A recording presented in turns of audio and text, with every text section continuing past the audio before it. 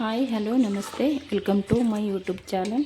ಎಲ್ಲರೂ ಹೇಗಿದ್ದೀರಾ? ಎಲ್ಲರೂ ತುಂಬ ಚೆನ್ನಾಗಿದ್ದೀರಾ ಅಂತ ಅಂದ್ಕೊಂಡು ನೋಡಿರಿ ಸ್ನೇಹಿತರೆ, ನಾವು ಕೂಡ ಸೂಪರಾಗಿದ್ದೀವಿ ನೋಡಿರಿ. ತುಂಬ ಟೇಸ್ಟಿಯಾಗಿರೋಂಥ ಎಲ್ಲರಿಗೂ ಇಷ್ಟ ಆಗೋಂಥ ಒಂದು ರೆಸಿಪಿನ ತೊಗೊಂಡು ಬಂದೀನಿ.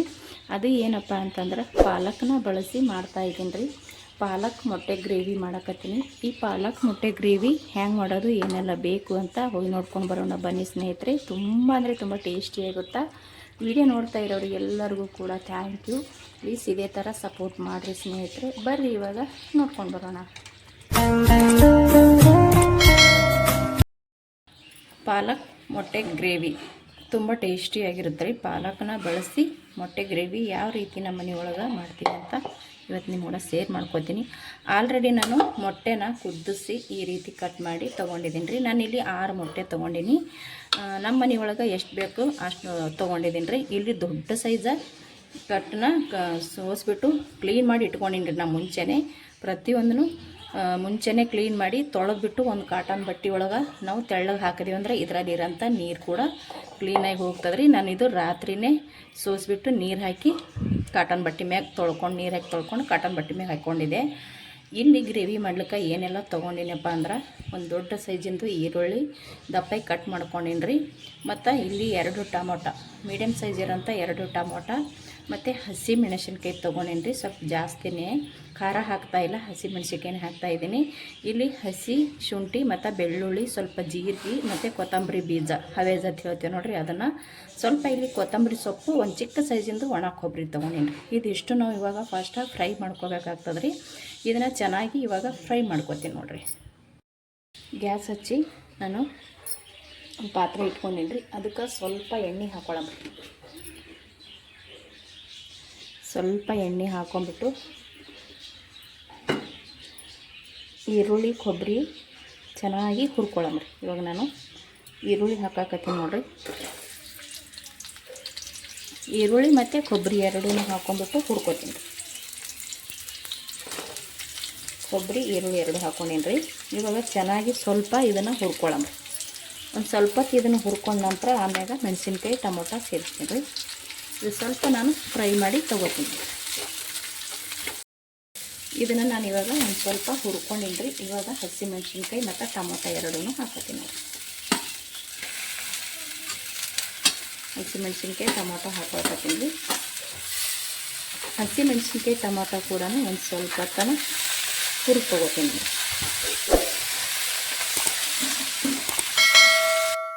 ನೋಡಿರಿ, ಟೊಮೊಟೊ, ಹಸಿಮೆಣಸಿನ್ಕಾಯಿ, ಈರುಳ್ಳಿ, ಕೊಬ್ಬರಿ ಹಾಕೊಂಡಿನಿ ನೋಡಿರಿ. ಇದನ್ನು ಸ್ವಲ್ಪ ಹೊತ್ತು ಹುರಿದು ತೊಗೊಂಡಿನಿ. ಇವಾಗ ನಾನು ಹವೇಜ್ ಕಾಳು ಮತ್ತು ಜೀರಿಗೆ, ಬೆಳ್ಳುಳ್ಳಿ, ಹಸಿ ಎಲ್ಲ ತೊಗೊಂಡಿದ್ದೀನಿ ನೋಡಿರಿ. ಅದೆಷ್ಟು ಹಾಕ್ಕೊಳಕತ್ತೀನಿ ನೋಡಿರಿ.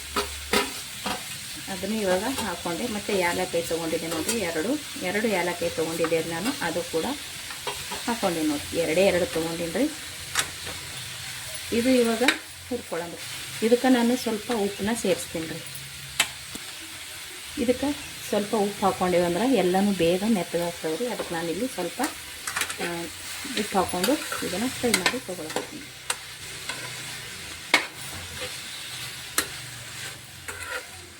ಇದನ್ನು ಚೆನ್ನಾಗಿ ನಾನು ಫ್ರೈ ಮಾಡಿಕೊಂಡು ತೊಗೋತೀನಿ ನೋಡಿರಿ.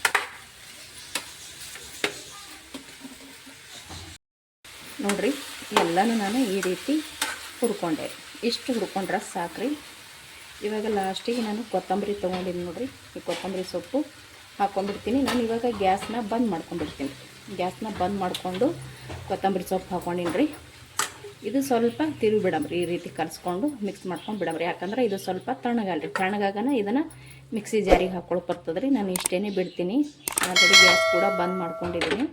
ಇದನ್ನು ಸ್ವಲ್ಪ ತಣ್ಣಗಾಲ ನೋಡಿರಿ. ನಾನು ಹುರಿದು ಒಂದು ಪ್ಲೇಟ್ ಒಳಗೆ ಹಾಕ್ಕೊಂಡೇನಿ ರೀ. ತಣ್ಣಗಾಲಕ್ಕಂತೇಳಿ ನಾನು ಅದೇ ಪಾತ್ರೆನ ಇಟ್ಕೊಂಡು ಸ್ವಲ್ಪ ಎಣ್ಣೆ ಹಾಕ್ಕೊಂಡಿನಿ. ಒಂದು ಚಿಕ್ಕ ಸ್ಪೂನಲ್ಲಿ ಒಂದು ಅರ್ಧ ಸ್ಪೂನ್ ಆಗಷ್ಟು ಎಣ್ಣೆ ಹಾಕ್ಕೊಂಡಿನಿ. ಇಲ್ಲಿ ಪಾಲಕನ್ನ ಚೆನ್ನಾಗಿ ಕಟ್ ಮಾಡ್ಕೊಂಡಿನಿ. ಸಣ್ಣಗೆ ಕಟ್ ಮಾಡಿಕೊಂಡು ಈ ಪಾಲಕ್ ಕೂಡ ನಾನು ಇಲ್ಲಿ ಫ್ರೈ ಮಾಡ್ಲಕತ್ತೀನಿ ರೀ. ಇದನ್ನು ನೀವು ಕುದಿಸ್ಬಿಟ್ಟು ಕೂಡ ಹಾಕೋಬೋದು. ಈ ರೀತಿ ಸ್ವಲ್ಪ ಎಣ್ಣೆ ಹಾಕ್ಕೊಂಡು ಫ್ರೈ ಮಾಡಿಕೊಂಡು ಹಿಂಗನ್ನು ಕೂಡ ಹಾಕೋಬೋದು. ನೀವು ಹಸಿ ಹಾಗೆ ಫ್ರೈ ಮಾಡ್ಕೊಲಾರ್ದೆ ಕುದಿಸ್ಕೊಲಾರ್ದೆ ಹಾಗೆ ಕೂಡ ನೀವು ರುಬ್ಕೋಬೋದು ರೀ. ಇದನ್ನು ನಾನಿಲ್ಲಿ ಯಾಕೆ ಈ ರೀತಿ ಫ್ರೈ ಮಾಡಕತ್ತೀನಿ ಅಂತಂದ್ರೆ ಸ್ವಲ್ಪ ಪಾಲಕ್ದು ಹಸಿ ಘಮ ಇರುತ್ತಲ್ರಿ, ಹಸಿ ಸ್ಮೆಲ್ ಹೋಗೋ ತನಕ ಅಂಥೇಳಿ ಸ್ವಲ್ಪ ಫ್ರೈ ಮಾಡ್ಕೊಳ್ಕತ್ತೀನಿ. ನಾವು ಇದನ್ನು ಈ ರೀತಿ ಫ್ರೈ ಮಾಡಿ ಹಾಕ್ಕೊಂಡೇವು ಅಂದ್ರೆ ಟೇಸ್ಟ್ನು ಕೂಡ ಚೆನ್ನಾಗಾಗುತ್ತೆ, ಸ್ವಲ್ಪ ಹಸಿ ಘಮನೂ ಹೋಗುತ್ತಾ ಅಂಥೇಳಿ ನಾನಿಲ್ಲಿ ಫ್ರೈ ಮಾಡ್ಕೊಳ್ಕತ್ತೀನಿ. ತುಂಬ ಬೇಗ ಫ್ರೈ ಆಗಿಬಿಡ್ತದ್ರಿ, ಇದು ಲೇಟೇನು ಆಗಂಗಿಲ್ಲ. ಈ ರೀತಿ ಫ್ರೈ ನೋಡಿ ರೆಡಿ ಆಯಿತು. ತುಂಬ ಬೇಗ ಒಂದು 2 ನಿಮಿಷನಾಗೆ ರೆಡಿ ಆಗಿಬಿಡ್ತದೆ ನೋಡಿ. ಇದ್ರದ್ದು ಹಸಿ ಘಮ ಕೂಡ ಹೋಗ್ತಾ ಇದೆ ನೋಡಿರಿ. ಇಷ್ಟೇ, ತುಂಬ ಲೇಟ್ ಏನಾಗಲ್ಲ, ಸ್ವಲ್ಪದ್ರದಾಗೆ ಮೆತ್ತಗಾಗಿ ಹೋಗ್ಬಿಡುತ್ತೆ. ಇದು ಇವಾಗ ರೆಡಿ ಆಯಿತು. ನಾನು ಇದನ್ನು ಗ್ಯಾಸ್ನ ಬಂದ್ ಮಾಡಿಕೊಂಡು ತೊಗೋತೀನಿ.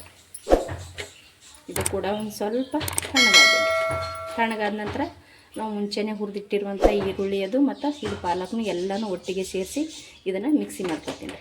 ಇವಾಗ ನಾನೇನು ಮುಂಚೆನೇ ಹುರಿದು ತೊಗೊಂಡಿದ್ದು ನೋಡಿರಿ.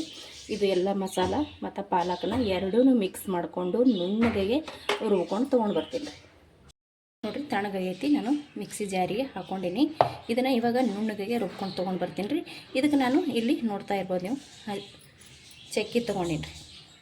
ದಾಲ್ಚಿನ್ನಿ ಅಂತಲೂ ಹೇಳ್ತೀವಿ, ಚಕ್ಕಿ ಅಂತಲೂ ಹೇಳ್ತೀವಿ ನೋಡಿರಿ. ಇದನ್ನು ಹುರಿಯೋದು ಬೇಡ್ರಿ, ಹುರಿಲಾರ್ದೇ ನಾನು ಹಸಿದು ಹಾಕ್ಕೊಳಕತ್ತೀನಿ. ಇದನ್ನು ಹುರಿದು ಹಾಕ್ಕೊಳ್ಳೋಕ್ಕಿಂತ ಹಸಿದು ಹಾಕ್ಕೊಂಡೇವೆ ಅಂದ್ರೆ ಚೆನ್ನಾಗಾಗುತ್ತೆ ಟೇಸ್ಟ್.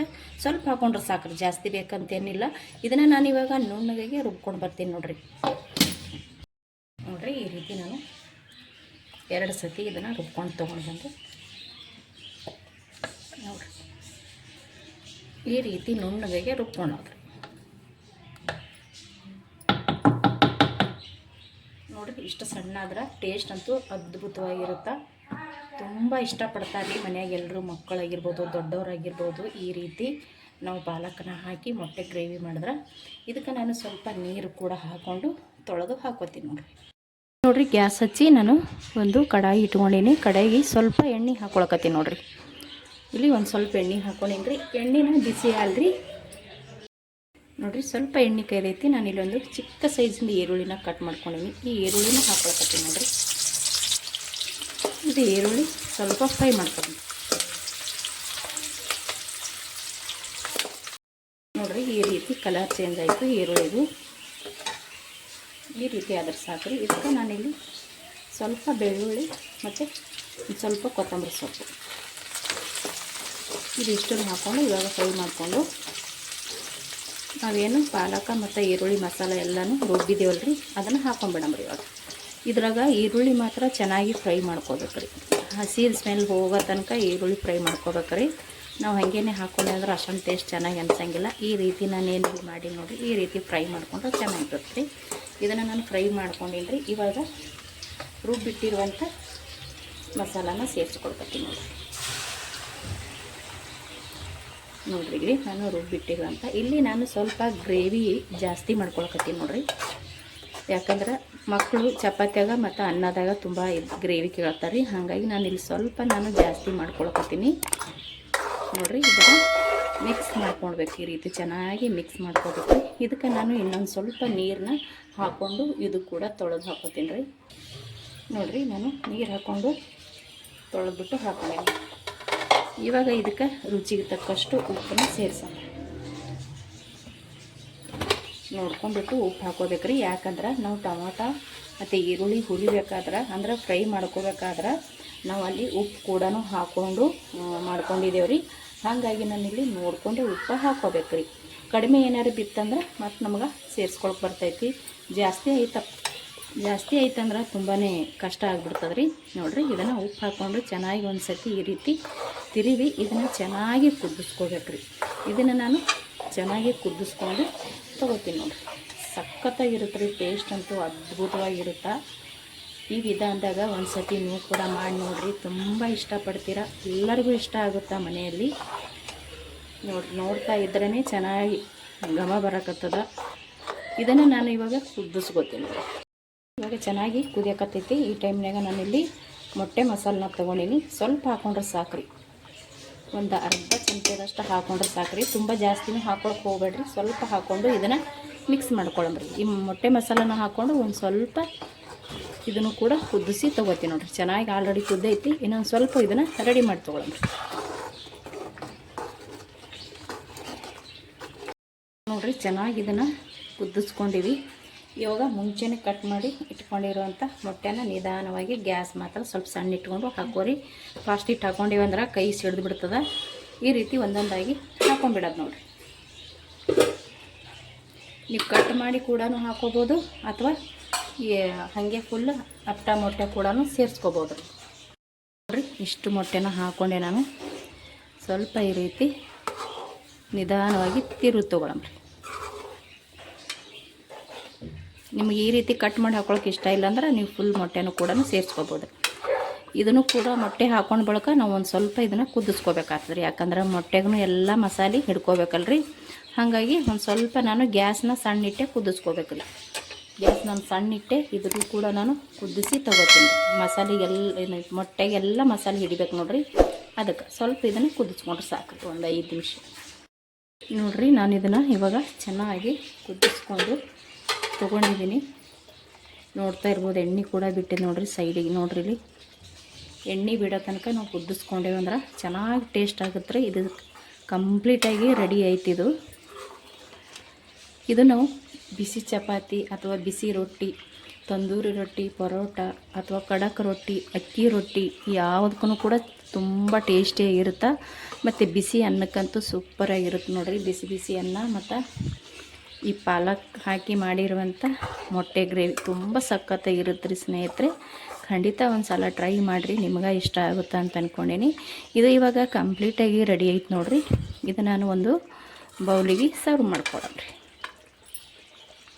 ರೆಡಿ ಆಯ್ತು ನೋಡಿರಿ ನಾವು ಮಾಡಿರುವಂಥ ಪಾಲಕ್ ಮೊಟ್ಟೆ ಗ್ರೇವಿ. ತುಂಬ ಅಂದರೆ ತುಂಬ ಟೇಸ್ಟಿಯಾಗಿರುತ್ತೆ, ಅದ್ಭುತವಾಗಿರುತ್ತೆ ರೀ.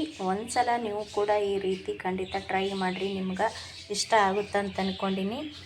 ನಾವು ಮಾಡಿರುವಂಥ ಪಾಲಕ್ ಮೊಟ್ಟೆ ಗ್ರೇವಿ ನಿಮ್ಗೆ ಇಷ್ಟ ಆಗಿತ್ತಪ್ಪ ಅಂದ್ರೆ ಪ್ಲೀಸ್ ಒಂದು ಲೈಕ್ ಮಾಡಿರಿ. ಪ್ಲೀಸ್ ಗೊತ್ತಿರೋರು ಹಾಗೆ ಶೇರ್ ಮಾಡಿರಿ.